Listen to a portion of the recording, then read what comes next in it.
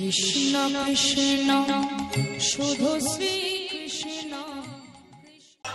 শুধু কৃষ্ণ অনুরাগী গৌর অনুরাগী মাতৃমণ্ডলী পিতৃমণ্ডলী আহুত অনাহুত ভাগবত এই গ্রামবাসী বৃন্দ, যারা আমার রাধা গোবিন্দে, যারা আমার গৌর নিতাই রাতুল চরণ আশ্রয় গ্রহণ করেছে, তাহাদের সবাকার চরণে রইল আমার কোটি কোটি দণ্ডবত।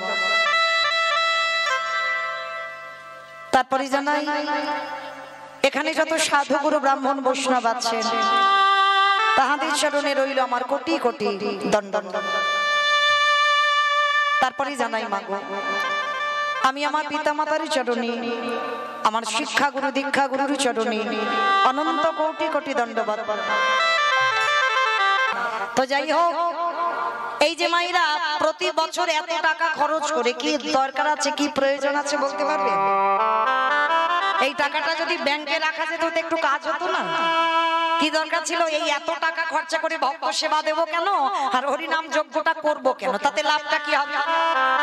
কলির মানুষ বাবা, লাভ যদি না থাকতো পাগলের মতো হরিবাসরে ছুটি আসতো না, তাই না? এই যে এরা ইউটিউব করছে না, দুদিন পরেই তো ছেড়ে দেবে, তাহলে ঘরে বসে দেখা যাবে, তাহলে কিসের জন্য এসেছি? এটাই শিক্ষা। এই প্রশ্নটা বাংলার নবাব হোসেন শাহ রূপ গোস্বামী আর সনাতন গোস্বামী মুসলমানের ঘরে কাজ করেছিল বলে একজনের নাম হলো দবির খাস আর একজনের নাম হলো সকার মন্ডল।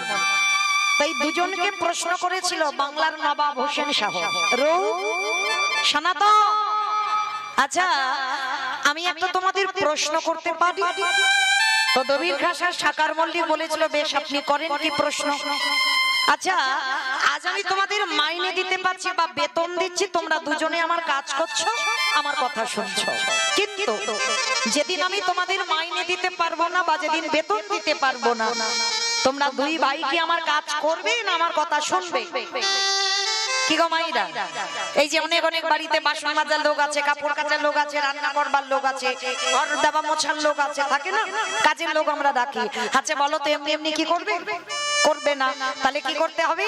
প্রতি মাসে মাইনে দিতে হবে বা বেতন দিতে হবে, তারপরে তোমার বাড়ির কাজ করবে, সংসারের কাজ করবে, না হলে তো নয়। তা বাংলার নবাব হোসেন শাহ প্রশ্ন করলো, রূপ গোস্বামী আর সনাতন গোস্বামী, বলো তো দেখি, আজ আমি মাইনে দিতে পারছি, তোমরা দুই ভাই আমার কথা শুনছো, আমার কাজ করছো, কিন্তু যেদিন আমি মাইনে দিতে পারবো না, সেদিন কি তোমরা দু ভাই আমার কথা শুনবে না কাজ করবে? করবে না তো? কিন্তু ওই নবাব বলেছিল, আমার মাথায় আসে না, ওই নবদ্বীপের মাটিতে নিমাই নামে একটা ছেলে আজানুলম্বিত ভুইয় চাচর কিশোরকে যখন ওই সুরধ্বনি গঙ্গার তীর ধরে হরিনাম করতে করতে চলে যায়, তার পেছনে হাজার হাজার ভক্ত, লাখ লাখ ভক্ত, কোটি কোটি ভক্ত খোল করতাল নিয়ে নিতাই গৌর প্রেমানন্দে হরি হরি। তাহলে ওই যে নবদ্বীপের মাটিতে নিমাই যখন হরিনাম করতে করতে যায়, পিছনে হাজার হাজার ভক্ত খোল করতাল নিয়ে ছুটে যায়, বলতে পারো তারা কিসের আশায় যায়? কে গো মায়েরা, নিমাই পণ্ডিত কি কারোর বাড়িতে গিয়ে মাইনে দিয়ে এসেছিল? আসেনি। যেমন ধরুন আমার এই শঙ্কর দাদা ভাই আপনাদের বাড়িতে বাড়িতে গিয়ে 10 টাকা করে দিয়ে এসেছে? একবারও বলেছে যে মৌমিতা কীর্তন গাইবে, তোমরা শুনতে যেও? কাউকে বলিনি, হয়তো প্রোগ্রাম চাপিয়েছে সেটা দেখেছো, কিন্তু কাউকে অর্থ দিয়ে বলে আসেনি যে আমার কি বাড়িতে কীর্তন হবে, তোমরা সবাই যেও। তাহলে কিসের আশায় ছুটে এসেছে? এটাই লীলা, এটাই কৃপা।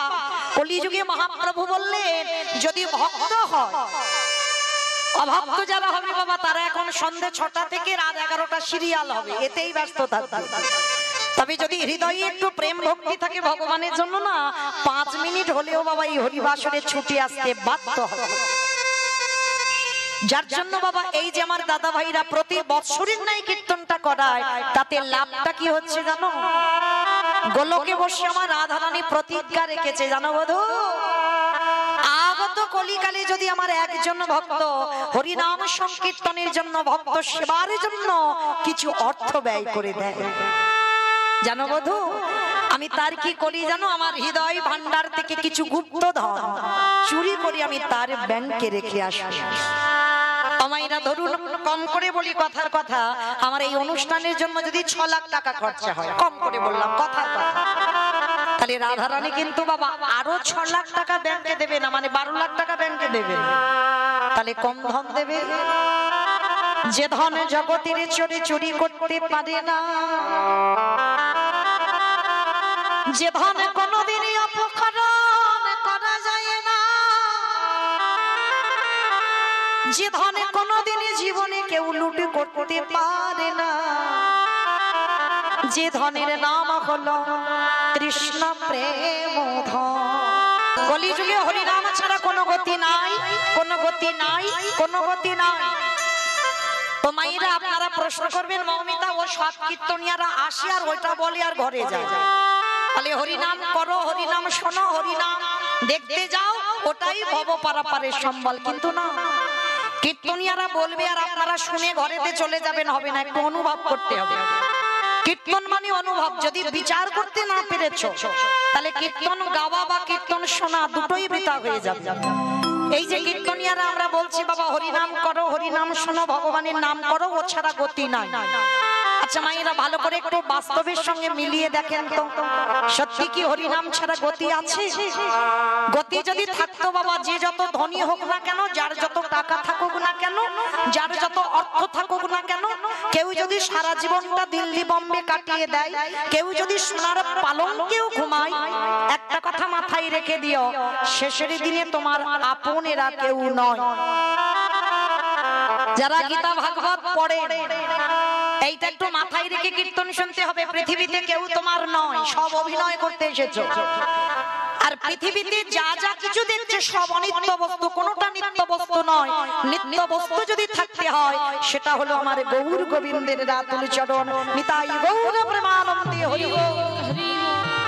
কারণ যতই মাগো আমরা বলি না কেন, ছেলে আমারে, মেয়ে আমারে, জায়গায় আমারে, জমি আমারে, বিষয় আমারে, বৈভব আমার, যতই আমারে আমারে করি না কেন,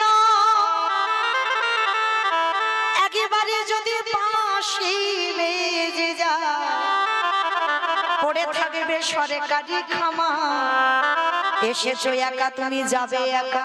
কি গো, সঙ্গে যাবে তোমার কর্মটুকু, মানে কত ভালো কর্ম করেছো, কতদিন ভাগবত আশ্রয়ে গেছো, কতদিন হরিবাসরে বসেছো, কতদিন ভগবানের চরণে তুলসী দিয়েছো, কতবার একাদশী করেছো, কতবার সাধু সঙ্গ করেছো, কতবার বৈষ্ণব চরণ ধরেছো, এইটুকু তোমার সঙ্গে যাবে, আর কিছু যাবে না। তবে একটা গ্যারান্টি দিতে পারি মা, আর একজন তোমার সঙ্গী হবে। কে জানো? এই আপনাদের এলাকায় নিয়ম তো আছে, আমি আমার খুব একটা দূরের মানুষ না, ওই ডায়মন্ড হারবার কাছাকাছি মানুষ। তাহলে আমার এই 24 পরগনা একটা নিয়ম আছে, সে গরিব হোক আর বড় লোক হোক, মানুষ মরে গেলে কিছু দাও বা না দাও, দুটো জিনিস তোমাকে ভাড়া করতে হবে, তাই না? একটা খোল আর একটা করতা, আর পিছনে বাজাবে না বলো হরি হরি, বলো হরি। আচ্ছা মাইরা এই জায়গাটা একটু ভাবি, ঠাকুর বিসর্জন করতে যাচ্ছি, বড় বড় ডিজে বক্স বাজছে, বাজছে না? ডিজে বক্স বাজিয়ে যাচ্ছি নাচানাচি করতে করতে, তাহলে সেটাও প্রতিমা, সেটাও মা, তাকে বিসর্জনে যাচ্ছ নাচানাচি করে ডিজে বাজাতে বাজাতে। আর আমাদের দেহটা যেদিন বিসর্জন হবে সেদিন একটা ডিজে বক্স বাজালে কি হতো? কি হতো? তাহলে হচ্ছে না কেন? এই জায়গায় চৈতন্য মহাপ্রভু শিক্ষা দিলেন, শেষের দিনে তাকিয়ে দেয়, কেউ তো আপন হলো না, একজন তো সঙ্গে যাচ্ছে, কে? এই হরি নামে যাবে আমাদের পছা দেখো যা নিতাই গৌর প্রেমানন্দে হরি বল।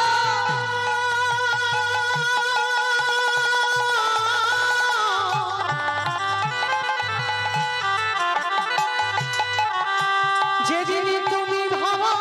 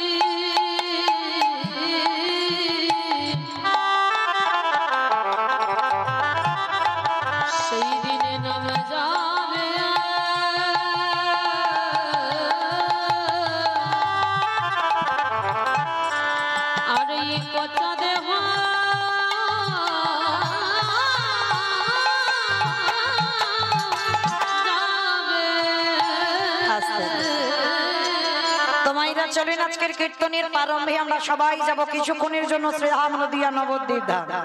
কি মাইরা সবাই একটু যাবেন তো? কারণ এই সন্ধ্যেবেলাটা হলো আমাদের একটু ভজন সাধনের সময়, তাই না? শুধু আমরা ওই টিভি সিরিয়াল দেখবো এই সময়টা নয়, কোন রকমের ছেলেকে বলবে একটু গামছা পরে একটু শাঁখটা বাজিয়ে দিয়ে তো সিরিয়ালটা জমে গেছে, তাই না?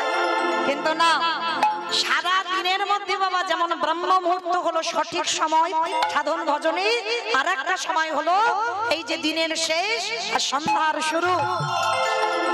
তাহলে চলেন আজকে আমরা সবাই একটু নবদ্বীপ যাই। কি মাইরা যাবেন তো? যা, সবাই যদি চলে যায় তাহলে কীর্তনটা হবে কাকে নিয়ে? কেউ যাব না, সবাই থাকবো এখানে। তাহলে যাবে কে? মন। কারণ এক্ষুনি বাবা আমি কি যতই হই না কেন কীর্তনী, আমি কি কারোর হাত ধরে নিয়ে যেতে পারবো নবদ্বীপ? পারবো না। কেন পারবো না? এক্ষুনি তোমার স্বামীর কাছ থেকে অর্ডারটা নিতে হবে। ছেলে বৌমাকে বলতে হবে হ্যাঁ গো খোকা আমি যাবো, বৌমাকে বলতে হবে হ্যাঁ গো বৌমা আমি যাবো, স্বামীর অনুমতি নিতে হবে, তবে তুমি নবদ্বীপ যেতে পারবে।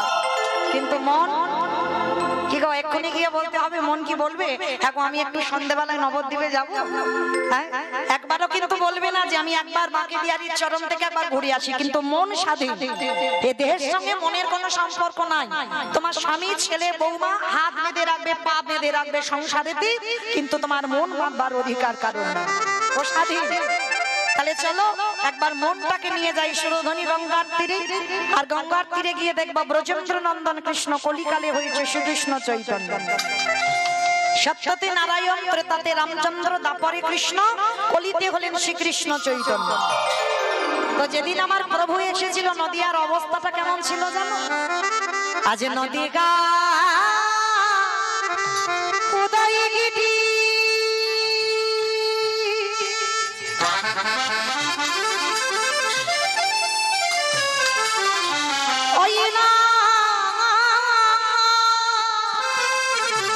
হরিণ সমুদ্র গোবর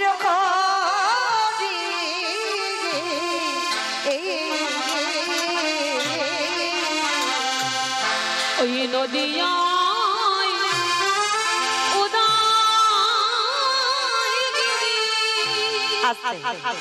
আমাইরা কীর্তন শুনতে গেলে তো বসে বসে শোনা যাবে না, একটু কাজকর্ম করতে হয় জানো তো। মানে 1 বছর আগে রিহার্সালটা দেওয়া আছে, আবার 1 বছর পরে দেখা। তাহলে রিহার্সালটা কি দিয়ে গেছিলাম 1 বছর আগে? বসে বসে গল্প করবে কেন? শঙ্করধ্বনি, উলুধ্বনি, আর যাদের যাদের হাত এসেছে, যাদের হাত নাই বলবো না, সবার হাত আছে তো? কই একবার দেখাও তো দেখি। নিতাই গৌর প্রেমানন্দে হরি বল। ওই এবার একটু উলুধ্বনি করে দেখাও একবার দেখি। আজ নদী গা উদয়গিরি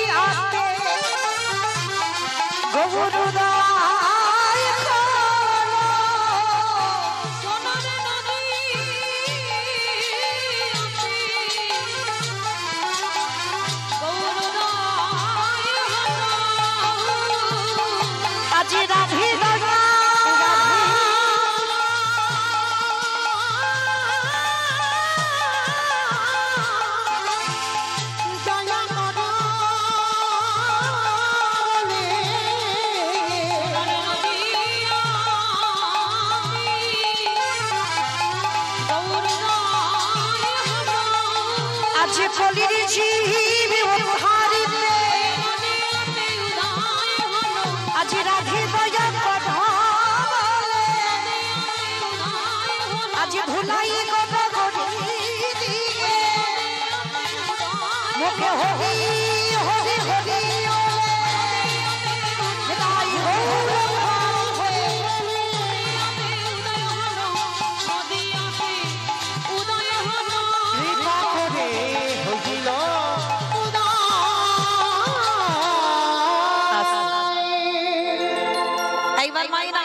বলবো আপনারা একটু নিস্তব্ধ ভাবে শ্রবণ করবেন। কেমন? মানুষ হয়ে জাত বিচার করে, মানুষ ভেদাভেদ করে, কে উঁচু জাত কে নিচু জাত, ব্রাহ্মণ বৈষ্ণব ক্ষত্রিয় বৈশ্য শূদ্র এগুলো বিচার করে মানুষ, কিন্তু ভগবানের বিধান এটা নয়। ভগবান পশু পাখি কীট পতঙ্গ মানব দানব খেচর খেচরি সবাইকে কোল দিয়েছে, সবাইকে প্রেম দিয়েছে। মানুষ ভেদাভেদ করে, কিন্তু ভগবানের কোনো ভেদাভেদ নয়। ভগবান সবাইকে ভালোবেসেছে। যদি ভালো না বাসতো আজও যারা যাবেন নবদ্বীপের মাটিতে বাবা কুকুরের মহোৎসব হয়, মানে ভাবতে পারছেন আমরা যদি মরে যাই ছেলে 1 বছর বাৎসরিক করবে বা 2 বছর করবে বা 5 বছর করবে, এরপরে আর নয়। বলে সে 5 বছর আগে বাবা মা মরে গেছে সেই দিন তিথি দেখে আবার বাৎসরিক করতে হবে, অতি কষ্টে 5 বছর করুক বা 10 বছর, এরপরে নয়। কিন্তু একটা কুকুর মহাপ্রভুর চরণে সে কবে চলে গেল দেহ রাখলো, আজ নবদ্বীপের মাটিতে কুকুরের মহোৎসব হয়, কুকুরের বাৎসরিক ক্রিয়াকর্ম হয়। তাহলে সেই কুকুরটা কত বড় ভক্ত, জগৎকে দেখালো মানুষে যেটা পারে না সেটা কুকুরে করে দেখিয়েছে। আমরা মনুষ্য কুলে জন্ম নিয়ে বাবা বলতে পারি, বলতে চাই না, আর অবলাজি তারা বলতে পারে না, বলবার জন্য কাঁদে। ওই কুকুরটা কে ছিল জানো? একটু শান্ত ভাবে আস্বাদন করবেন মা, যদি একজন ভক্তের একটু চৈতন্য ফিরে যায়। এই কুকুর দেখবেন রাস্তাঘাটে চলাফেরা করে, যেখানে মাছ মাংসের গন্ধ হয় সেদিকে ছুটে যায়, তাই না? কুকুরের এটা অভ্যাস। কিন্তু এই যে কুকুরের কথাটা বলবো, নবদ্বীপের মাটিতে মহাপ্রভুর একজন পার্ষদ ছিল, যার নাম ছিল বাবা সেন শিবানন্দ। আবার অনেকে বলে শিবানন্দ সেন। যেই সেন শিবানন্দ সেই শিবানন্দই সেন। তো মহাপ্রভুর একজন পার্ষদ। তো এরা ছিল বাবা প্রসাদ ভোজি। প্রসাদ ভোজি মানে বোঝো তো? হরি বল। কি গো দিয়ে খাও তো নাকি? মনে রেখো, বাজার থেকে তোমার স্বামী ব্যাগ ভর্তি করে বাজার তোমার স্বামী এনে দিল না, যা যা কিছু এনেছি সবই আমার ভগবানের দেওয়া সম্পদ। কোনটাই তোমার স্বামী কিনে আনেনি, যা যা কিছু দেখতে পাচ্ছ সবই আমার ভগবানের দেওয়া। তাহলে যার দেওয়া সম্পদ তুমি করে খাচ্ছ। যদি তোমার ধান চালও ঘরে পরিপূর্ণ থাকে সেটাও তোমার স্বামী তৈরি করেনি, সেটা ভগবান মা লক্ষ্মীর দ্বারা কৃপা করে তোমার বাড়ি রেখেছে বলে আছে। ওই জন্য অনেকে বাবা অজুহাত দেয় না, কখন নামটাম করব সময় পাই না। এটা অজুহাত, সময় পাই না, ভুল কথা। কেন? যখন তুমি ওই চালটা মেপে নিতে যাচ্ছ, অনেকের 500 লাগে, 700 লাগে, 1 কিলো লাগে তো। ওই যখন চালটা আনতে যাও, একবারও কি মা লক্ষ্মীর কাছে প্রণাম করে চেয়েছো কোনোদিন? হাজার ভক্ত আমরা বলি না, মায়ের কাছে ভিক্ষা করতে হয়। ওটা তোমার জন্য নয়, তোমার বাড়িতে আছে মনে করেছো তোমার না, মার কাছে হাত জড়ো করে বলতে হয়, মা তুমি তোমার নারায়ণের ঘরণী হয়েছো,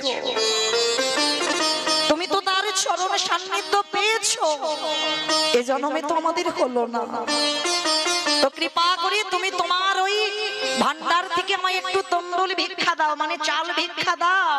আর তুমি যদি ওই নারায়ণের ঘরণী হও, তোমার দেওয়া চাউল রন্ধন করে আমার পরিবারকে যে সেবা দেব, তুমি আশীর্বাদ করো ওদের যেন কৃষ্ণ ভক্তির উদয় হয়। নিতাই গৌর প্রেমানন্দে হরি বল, হরি বল।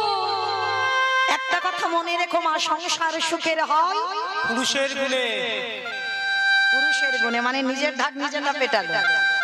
পুরুষের গুণে কোনোদিন শুনেছো? এটা খনার বচন না, নারীর গুণে, রমণীর গুণে। কেউ বলবে না কোনোদিন পুরুষের গুণে।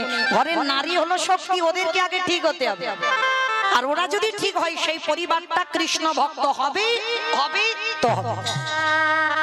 তো এই জন্য বলে যাই বাবা, এই যে নারী যদি শক্তি হয় তাহলে তৈরি করো কৃষ্ণ ভক্তের সংসার। এই প্রসাদ ভোজি মানে ভগবানকে দিয়ে সেবা করা। অনেকে আছে বাবা নিরামিষ সেবা পাই, প্রসাদ পাই, নিরামিষ রান্না করে খাই, ভগবানকে দিই না। ওটা ওটার স্বাদ একটু আলাদা। আর ওটাই রন্ধন করে একটু তুলসী পত্র দিয়ে আমার গোবিন্দ চরণে নিবেদন করে দেখ, একেবারে বদলে যাবে স্বাদটা। মানে একই রান্না, একটা তুলসী পত্র দিয়ে ভগবানকে একটু দেবে, ওটা একই রান্না, ওটা স্বাদ আলাদা। আর যেটা তুমি ওই কড়া থেকে তুলে নিয়ে তুমি একেবারে আস্বাদন করবে, ওর স্বাদটা আলাদা। তো শিবানন্দ এরা ছিল প্রসাদ ভোজী। আর দেখবেন বাবা যারা প্রসাদ ভোজী হয় তাদের বাড়িতে যদি ভগবানের জন্য রন্ধন হয় না, তুমি রাস্তা দিয়ে গেলেও বুঝতে পেরে যাবে এই বাড়িতে ভগবানের জন্য রন্ধন হয়। যেমন বাবা যে বাড়িতে মাছ মাংস হয় রাস্তা দিয়ে গেলে বোঝা যায় না যে এই বাড়িতে পেঁয়াজ রসুন ঠিক হচ্ছে, একটা গন্ধ। ঠিক ঠিক প্রসাদও যাদের বাড়িতে হয় ওই প্রসাদের একটা সুবাস থাকে। তো শিবানন্দ এরা ছিল প্রসাদ ভোজী। প্রতিদিন মধ্যাহ্নকালে বাবা ওদের বাড়িতে ভক্তরা আসতো ওই একটু করে প্রসাদ পাবার জন্য। তো শিবানন্দ প্রত্যেকদিন মধ্যাহ্ন দিতে সমাপ্ত করে ওই প্রসাদ সবাইকে দিত। তো হঠাৎ বাবা আজকে রাস্তা দিয়ে একটা কুকুর যাচ্ছে, আর কুকুরটা যেতে যেতে ওই কুকুরের তো বাবা সব থেকে ঘ্রাণ শক্তি বেশি, তাই না? যত জগতে পশু পাখি আছে কুকুরের মতো ঘ্রাণ শক্তি আর কারণ নাই, যার জন্য কুকুরকে চাকরি দেওয়া হয়েছে।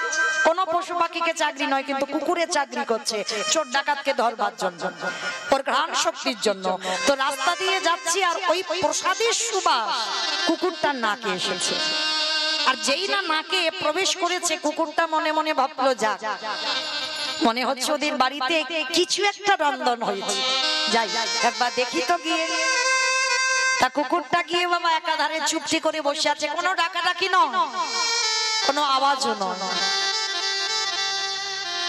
ওমাইরা কুকুর গেলে তো কত আওয়াজ করে, কত ডাকাডাকি করে, কত কামড়া কামড়ি করবে, তাই না? আচ্ছা বলো তোমা, এই যে এতজন ভক্ত বসে আছো, যদি সবাইকে প্রসাদ দেওয়া হয়, যদি একাধারে একটা কুকুর চুপটি করে বসে থাকে, কেউ দিতে রাজি হবো বাবা সেই কুকুরটাকে একটু প্রসাদ? তেমন হৃদয়বান মানুষ খুব কম, তবে আছে, নেই বলা ভুল, তবে আছে। দেখবেন অনেকে পশু পাখিকেও খুব ভালোবাসে, মানে মানুষকে যত না ভালোবাসে কিন্তু এই পশু পাখিকে খুব ভালোবাসে। তো একাধারে কুকুরটা চুপটি করে বসে আছে, আর শিবানন্দ সবাইকে প্রসাদ দিয়েছে, সবাই প্রসাদ পেয়েছে, আর কুকুরটা বসে বসে কাঁদছে। গৌর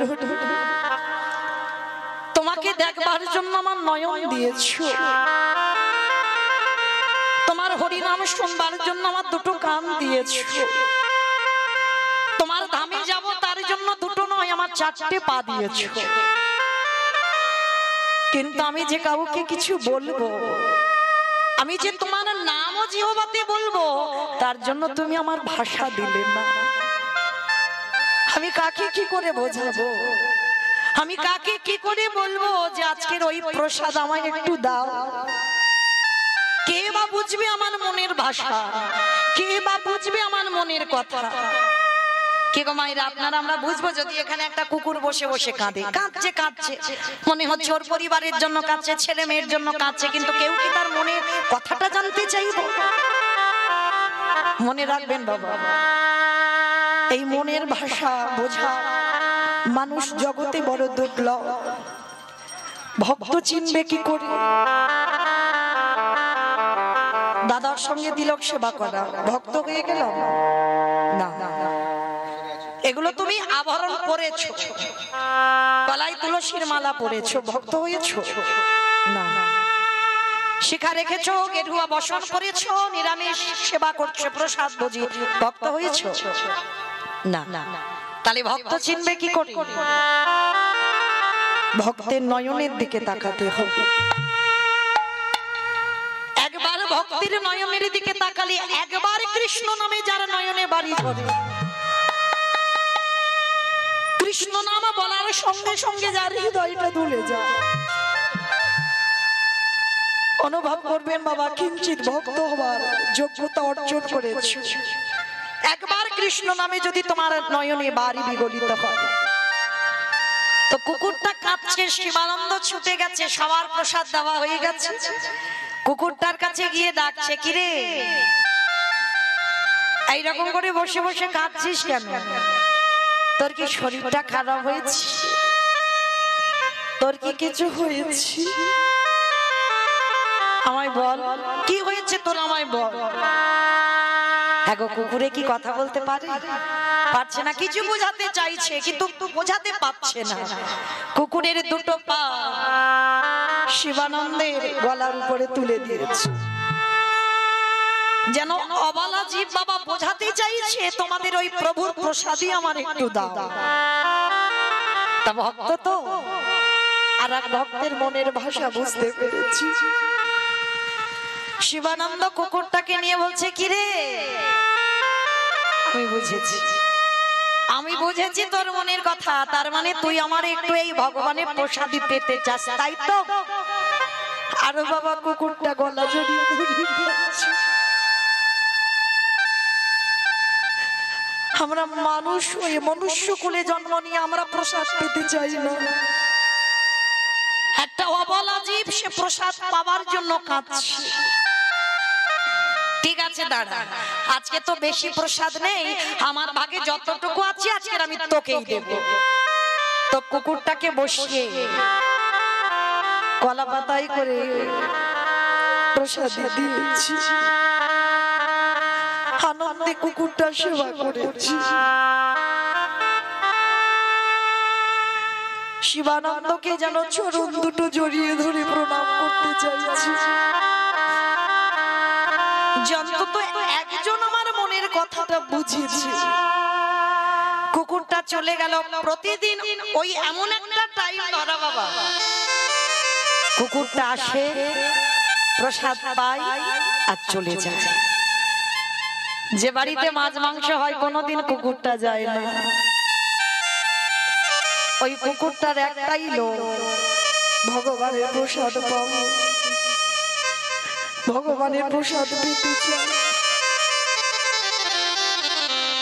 দেখতে দেখতে বেশ কিছুদিন হয়ে গেল বাবা, আর আজকের দিনে হয়েছে একাদশী তিথি। তা এই একাদশী তিথিতে, তা একাদশীতে ভগবানকে কি অন্ন ভোজন দেওয়া হবে? অন্ন ব্যঞ্জন হবে না, শাকার তৈরি করা হবে। আবার দেখবেন ওই ফলমূল দুধ ভগবানকে দেওয়া হয়। তো শিবানন্দের বাড়িতে ফলমূল শাকার তৈরি করে দিয়েছে। আর শিবানন্দের বাড়ির যেন পোষা কুকুর হয়ে গেছে ওই রাস্তার কুকুরটা। তো শিবানন্দের মনে মনে ভাবলো যে কুকুরটা তো আসবে, কিন্তু ও কি আর কুকুর কি আবার একাদশী করবে নাকি? তো ওর জন্য আলাদা করে একটু অন্ন ব্যঞ্জন করে রেখে দিই, অন্তত ওকে দেওয়ার জন্য। কারণ আজকের ভক্তরা তো সব একাদশী করবে, কেউ তার অন্ন পাবে না, কিন্তু কুকুরটা তো পাবে, ওর জন্য একটু অন্ন বানিয়ে রেখে দিই। আগেকার দিনে বাবা স্টিল অ্যালুমিনিয়াম নয়, মাটির হাঁড়িতে একটু অন্ন বানিয়েছে কুকুরটার জন্য আলাদা করে, ওটা প্রসাদই নয়। তা কুকুরটা বসে কাঁদছে, প্রভু আজকের একাদশী তিথি, না জানি আজকের আমার ভাগ্যে কি জুটবে। তো শিবানন্দ তো অত ভাবেনি, কি বুঝেছে যে কুকুরে একাদশী করেছে, অত বোঝেনি। তো সবাইকে ওই ভগবানের প্রসাদী ফলমূল দিয়েছে। আর কুকুরটার বেলা কলা পাতায় করে একটু অন্ন ব্যঞ্জন দিয়ে কুকুরটার সামনে দিয়েছে। ও তো অবালা গো, কিছু কি বলতে পারবে? ও কি বলতে পারবে যে আজকের একাদশী আমি অন্ন পাবো না? অন্নটা দিয়েছে, অন্নের পাত্রের উপরে একটা একটা করে কুকুরের চোখের জলটা পড়ছে। বোঝাতে চাইছে গৌর হরি, আমি কাকে বলবো, আমি কাকে বোঝাবো যে আজকের একাদশীতে অন্ন পাওয়া নিষিদ্ধ। আজ একাদশীতে অন্ন সেবা করলে সেটা পাপ ভক্ষণ করা হয়।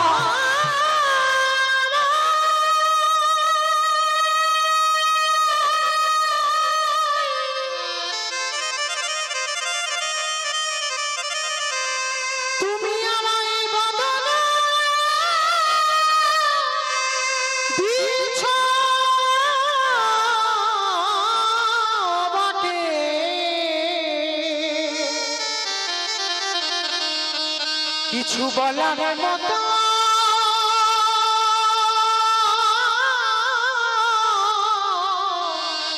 আমায় ভাষা দিলে না।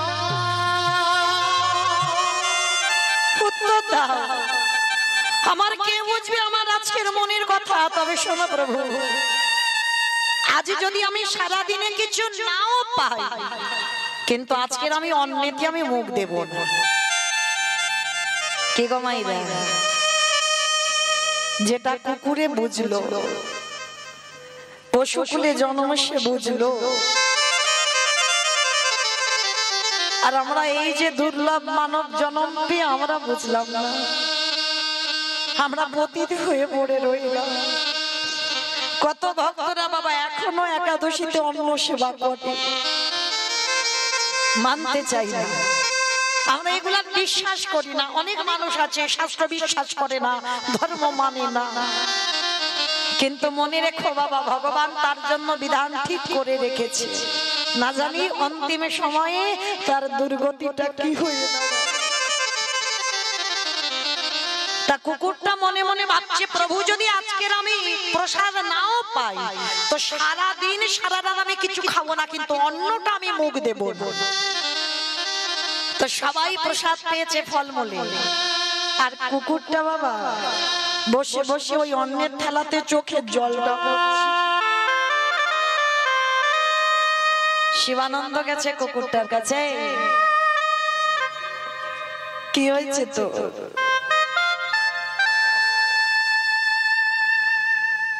কাঁদছিস কেন? আমায় বল, তুই কি এই প্রসাদ পাবি না, নাকি তোর শরীরে কোনো কষ্ট জ্বালা যন্ত্রণা? তুই আমায় বল,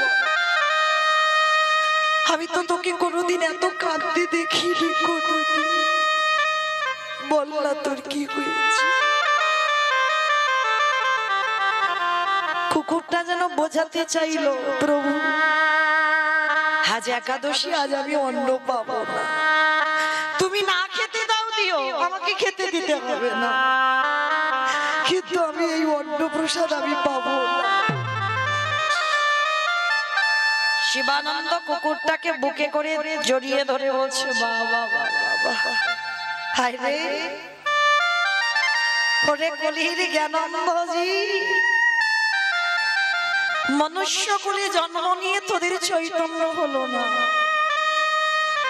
আর এরা পশু কুলে জন্ম নিয়ে বলতে পারে না কৃষ্ণ নাম, কোনদিন জিহ্বাতে বলতে পারবে না, তবু বলার জন্য আকুলি বিকুলি করে। তো আজকে শিবানন্দ কুকুরটাকে ধরে বলছে, আয় ওরে আয়, ওরে আয় আমার বুকে আয়, আজকে আমার ভাগে যে প্রসাদী আছে আমরা দুইজনে আজকে সেবা করব, আয় আমার বুকে আয়। নিতাই গৌর প্রেমানন্দে হরি বল, হরি বল, হরি বল। কুকুরটাকে বুকে নিয়ে জড়িয়ে ধরলো শিবানন্দ, আর ওই একাদশীর প্রসাদ দুজনে সেবা করেছে, মানে জানো শিবানন্দের বাড়ির কুকুর হয়ে গেল। প্রতি বৎসর বাবা রথযাত্রার সময় নবদ্বীপ থেকে ভক্তরা যায় পুরী ধাম। কেন? এখনো বিশ্বাস করে বাবা যে নবদ্বীপের মাটিতে এখনো আমার চৈতন্য মহাপ্রভু আছে। যার যেমন ভাব তার তেমনই লাভ। কেউ যদি বলে ভগবান আছে তো তার কাছে আছে, আর কেউ যদি বলে ভগবান দেখতে পাই না, ভগবান শুনতে পাই না, ভগবান হাসে না, তার কাছেই সে প্রস্তর হয়ে দাঁড়িয়ে থাকে। তো আজকে লক্ষ্য করেন শিবানন্দ ভক্তদের সঙ্গে নিয়ে আজকে যাচ্ছে রথযাত্রায় পুরী ধাম। আর আগেকার দিনে বাবা একটা নিয়ম ছিল, এই কুকুর বিড়ালের এঁঠোটাকে খুব ঘৃণা করত। মানে যদি কুকুর বিড়ালের এঁঠো যদি ছোঁয়াও লাগতো সবাই স্নান করে আসতো, খুব মানামানি হতো তখনকার সমাজে। শিবানন্দ যাবে রথযাত্রায়, কুকুরটা বায়না ধরেছে, প্রভু আমিও যাব রথযাত্রায়।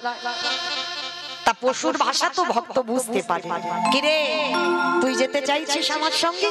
কিন্তু অন্যান্য ভক্তরা বলছে, শোনো শিবানন্দ, কুকুর যদি তোমার সঙ্গে যায় তাহলে কিন্তু আমরা কেউ তোমার সঙ্গে যাব না।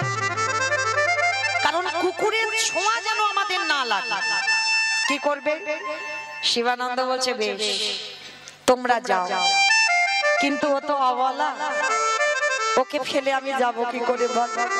তাই তোমরা যাও, আমি কুকুরটাকে নিয়ে একাকি যাব। তা নদী পার হতে হবে বাবা, কিন্তু মাঝি কিছুতেই কুকুরটাকে নৌকাতে তুলবে না। কেন তুলবে না? কারণ নৌকাতে যদি কুকুরটাকে তোলা হয় নৌকা অপবিত্র হয়ে যাবে, আর সারাদিনে কোনো লোক ওই নৌকাতে পা দেবে না। তা মাঝি বলছে দেখো ভাই, তোমার যদি এই কুকুরটাকে আমি নৌকাতে তুলি তাহলে তোমার নৌকা অপবিত্র হয়ে যাবে, আর সারাদিনের রোজগার আমার মরে যাবে, কি করব বলো?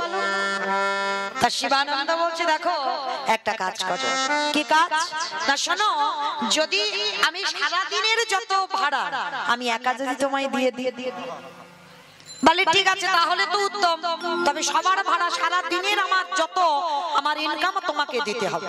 ঠিক আছে দেব, তবে শোনো আর একটা কাজ আছে, তোমার ওই কুকুরটাকে নিয়ে আমি নদীর ওপারে করব, তারপরে কিন্তু তোমার নিজের হাতে আমার নৌকাটা ভালো করে ধুইয়ে দিতে হবে, অপবিত্র হয়ে যাবে, ধুইয়ে দিতে হবে। বলে তাও দেব, কিন্তু আমার কুকুরটাকে নিয়ে চলো। তা কুকুরটাকে নৌকায় তুলেছে বাবা, নদীতে যাচ্ছে, কিন্তু কুকুরের মনের ভিতরে শুধু একটাই কথা, আমি আছি বলে আমার প্রভুর এত কষ্ট, আমি আছি বলে আমার মালিক এত কষ্ট পাবে, আবার নদীর ওপারে গিয়ে নৌকাটা ধুতে হবে।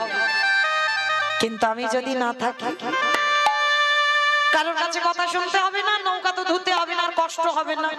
ঠিক আছে আমি চলে যাব, যদি জেনে জেনে যেতে পারি তো পুরী ধামে যাব, আর যদি যেতে না পারি তো যেখানে সেখানে রয়ে যাব, কিন্তু আর আমার মালিকের সঙ্গে আমি যাব না। তো নৌকাটা ঘাটে বেঁধেছে বাবা, তীরে উঠেছে কুকুরটা, আর এদিকে শিবানন্দ নৌকা পরিষ্কার করছে, আর সেই সুযোগে কুকুরটা পিছন থেকে চলে গেল।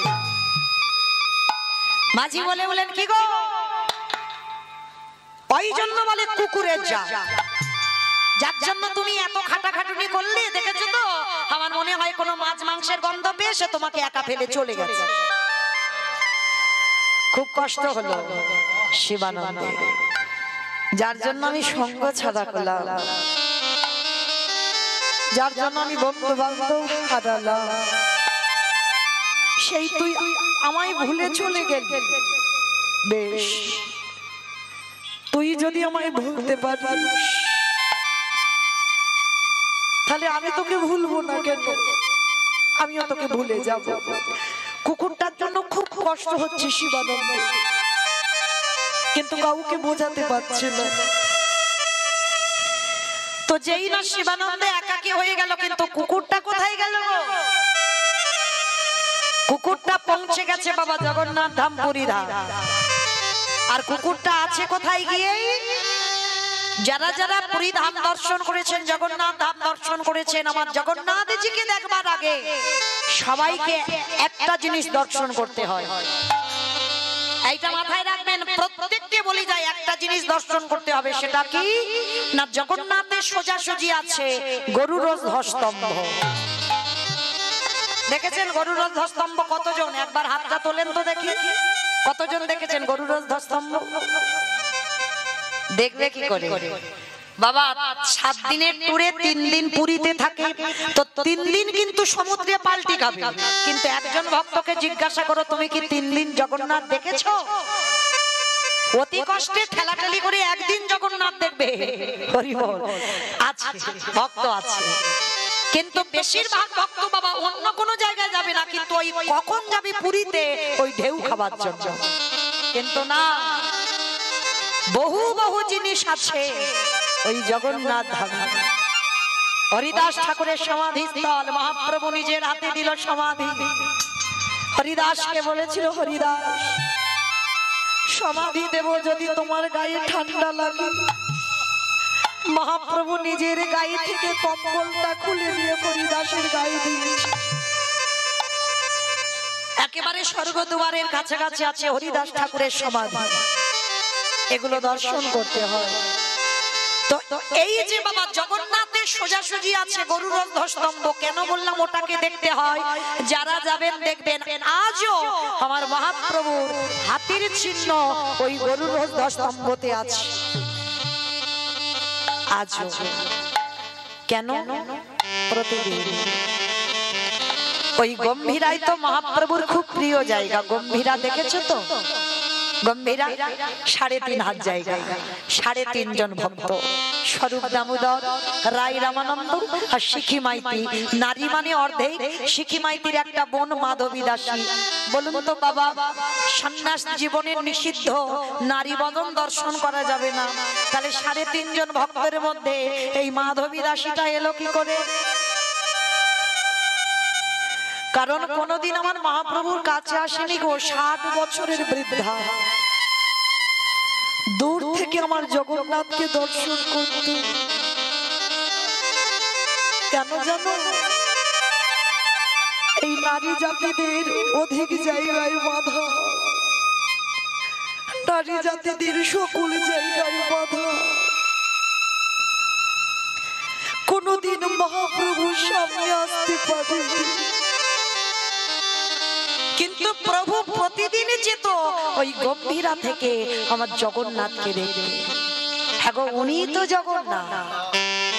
তাহলে জগন্নাথ দেখতে যেত কেন? জগৎ শিক্ষা দেওয়ার জন্য। নিজে আচরি ধর্মজীবেরই শিখায়, নিজে না করলে ধর্মজীবকে শেখানো না যায়। এই যে কথাটা বাবা খুব গুরুত্বপূর্ণ কথা, নিজে আচরি ধর্মজীবেরই শিখায়। দেখো, যদি আমার আচরণ ঠিক না হয়, আমার বলা যদি ঠিক না হয়, আমার চলা যদি ঠিক না হয়, আমি যদি সাধুগুরু বৈষ্ণব দেখলে নত হতে না জানি, আমি যদি আমার পিতামাতাকে শ্রদ্ধা না করি, তাহলে আমাকে দেখে কলির জীব শিখবে কি? তাই তো ভগবান সচল জগন্নাথ হয়ে অচল জগন্নাথকে দেখতো আর নয়ন জলে বুক ভাসিয়ে কাঁদতো। নিতাই গৌর প্রেমানন্দে করিব।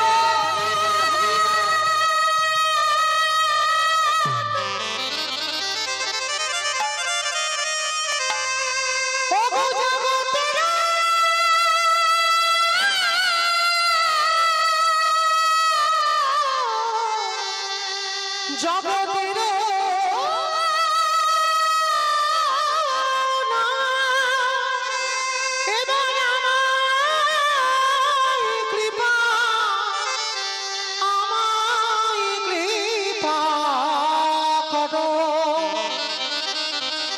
জগন্নাথ, ওগো জগতে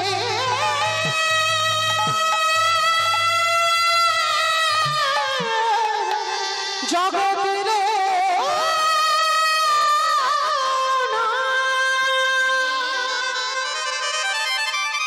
ভগবান জগৎকে শেখালো, তোরাও আমার জগতের নাথ, মানে সবার নাথ, তাকে দেখে একবার প্রেমাশ্রু বিগলিত কর। ওরে কলির জীব, যত কাঁদতে শিখবি তত কৃপা পাবি। আর যার না হৃদয় দোলে, কৃপাটা অত সোজা নয়। কতটুকু তুমি তুলসী তলায় চোখের জল দিয়েছো, তুমি কৃষ্ণ পাবে। কতটুকু তুমি কৃষ্ণ বলে কেঁদেছো, তুমি কৃষ্ণ পাবে। আগে কাঁদতে শিখতে হবে। ভগবানের কাছে জীবনে যদি কিছু চাইতে হয়, ধন সম্পত্তি টাকা পয়সা নয়, একটা জিনিস চেয়েও, কৃষ্ণ অন্তিম সময় পর্যন্ত যেন আমি শুধু কাঁদতে পারি। বলেছিল না বাবা মহাভারতে কুন্তি, আমার কিছু দরকার নেই, কিছু প্রয়োজন নেই, কিন্তু মরার আগের দিন পর্যন্ত যেন আমি কাঁদতে পারি। কৃষ্ণ প্রশ্ন করেছিল, পিসিমা তুমি তো সারা জীবন ধরে কেঁদে গেলে, আরো কাঁদবে? মনে করি দেখো, কুমারী বেলায় তুমি কর্ণকে জন্ম দিয়েছো, সেদিনও কেঁদেছিলে। যেদিন পাণ্ডুর সঙ্গে বিয়ে হলো সেদিনও কেঁদেছিলে। বাপের বাড়ি থেকে শ্বশুর ঘরে গেলে সেদিনও কাঁদলে। যেদিন পাণ্ডু দেহ রাখলো সেদিনও কাঁদলে। পাণ্ডবদের নিয়ে গান্ধারীর ঘরে দাসবৃত্তি করলে সেদিনও কাঁদলে। কুরুক্ষেত্রের মাঠে যেদিন কর্ণ নিধন হলো সেদিনও কাঁদলে। যেদিন ভীমকে বিষ খামানোর চক্রান্ত হলো সেদিনও কাঁদলে। যেদিন পাণ্ডবদের পুড়িয়ে মারার চক্রান্ত হলো সেদিনও কাঁদলে। তাহলে সারা জীবন তো তুমি কেঁদেছো। আজ তোমার যুধিষ্ঠির রাজা আজ তো অন্তত আমার কাছে একটু হাসি চাও, আজও তুমি কাঁদতে চাইছো কেন? কৃষ্ণ তুই বুঝবি না বাবা, কেন কান্নাটা চাইলাম জানিস? যখন আমার কেউ ছিল না, যেদিনে গান্ধারীর ঘরে দাসী বৃত্তি করেছিলাম, আমি আজ গান্ধারী যেটা বলতো সেটাই করতাম। কত ছলনা করেছিল আমার সাথে, কিন্তু সেদিন আমার কেউ ছিল না। সেদিন কৃষ্ণ তুই আমার সাথে ছিলি, কিন্তু আজ চেয়ে দেখ আমার ধন সম্পত্তি টাকা পয়সা গাড়ি বাড়ির কিছু অভাব না। কৃষ্ণ আজই আমার সব সুখ আছে, কিন্তু আমি একটা চরণ হারাইয়ে ফেললাম। কৃষ্ণ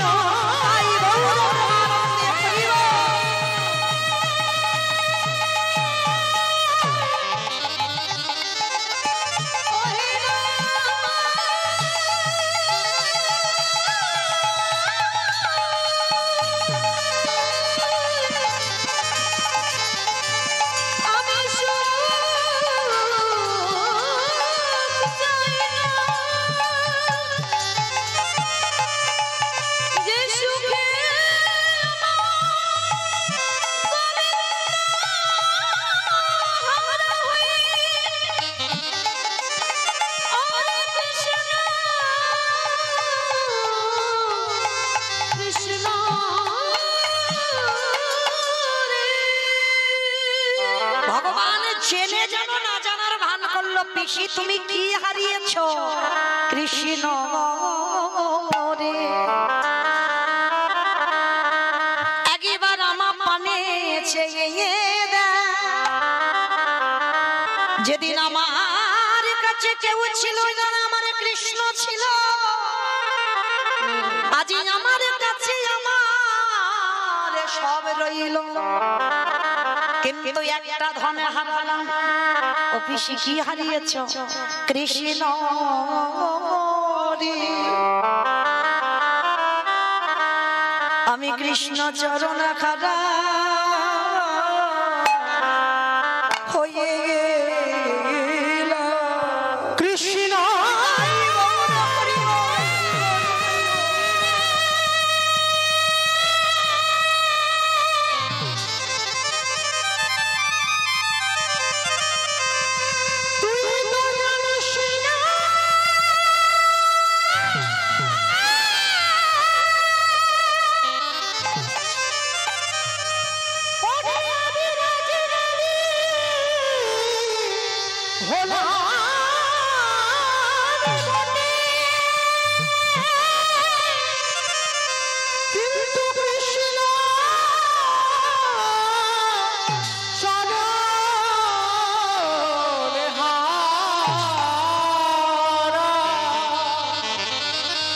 আমি যে কৃষ্ণ চরণে হারা, চরণে হারা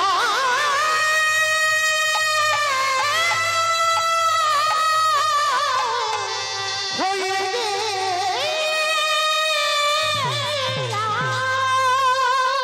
কোনটা সুখ? কৃষ্ণ কাছে থাকলে সুখ না কৃষ্ণ চলে গেলে সুখ? চাই না। যে সুখে আমার কৃষ্ণ খারাপে হয় সে সুখ আমার চাই না। ফিরিয়ে দে আমার দুঃখ, ফিরিয়ে দে আমার কষ্ট, ফিরিয়ে দে আমার ব্যথা বেদনা যন্ত্রণা। সেদিন ভগবান বলেছিল পিসিমা তোমার মতো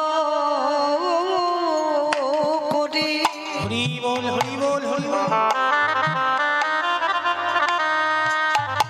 যদি একজন ভক্ত বলিতে পারি কৃষ্ণ তোমার হলাম বলে, আমার যা কিছু আছে দেহ মন প্রাণ, আমি যে সবই যে তোমার চরণে দিলাম। যদি একজন ভক্ত বলিতে পারি আমি ভগবান হয়ে তার দরজা সারা জীবন বন্দী হইয়া পিসিমা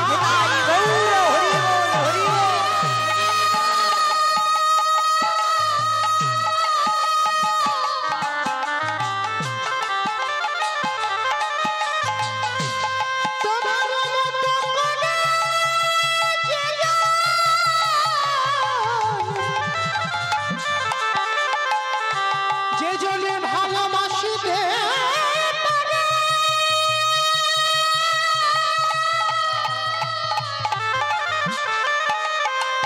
আমি ভগবান হলে সেই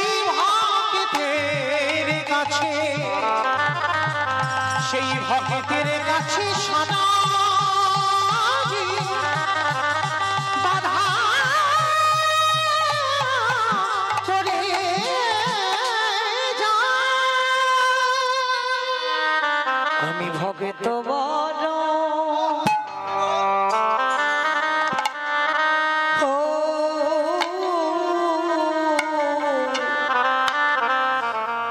ভালো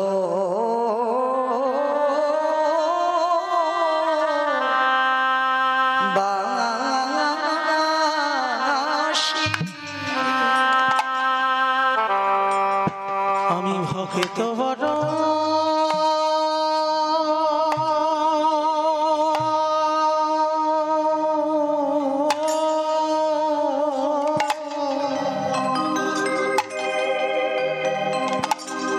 ভক্ত বড় ভালো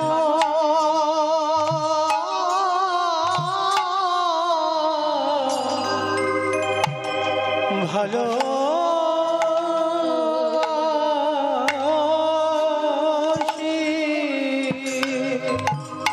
তাই তো যুগে যুগে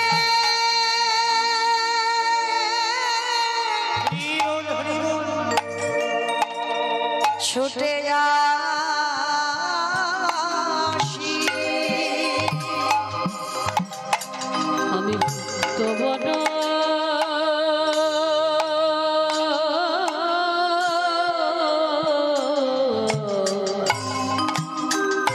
ভালো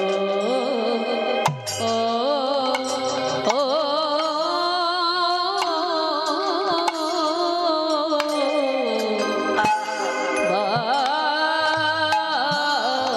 বাসি যে করে আমারে আসি তারে করে সর্বনা তবু যদি না ছাড়ে আমার পাশ, তারে পরে হই আমি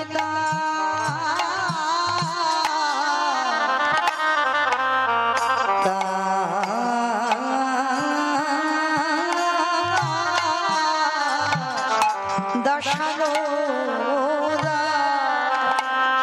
যে জনে নয়া তাই গৌর প্রেমানন্দে হরিবল হরিবল হরিবল।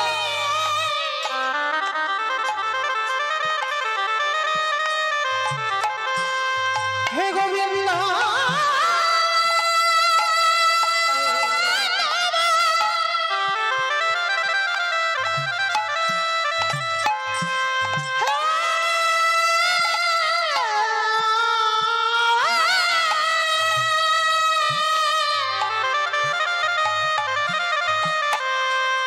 হে গোবিন্দ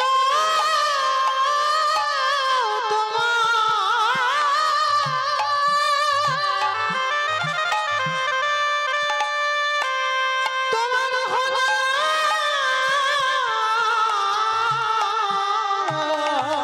বলে একেবারে নয়নে জলে